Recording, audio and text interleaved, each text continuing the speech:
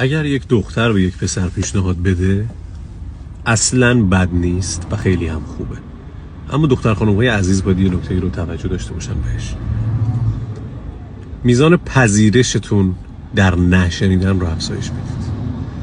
وقتی طرف انتخابش شما نیستید قدرت این رو هم داشته باشید که نه بشنوید. وقتی بهتون گفت نه نگید فکر کرده کیه، فکر کرده چیه، همه خداشونه با من باشه.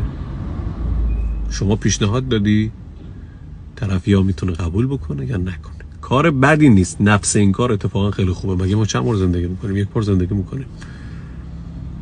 در این یک بار زندگی، در این عمر کوتاه، چقدر زیبا که در کنار کسی که دوستش داریم زندگی میکنیم.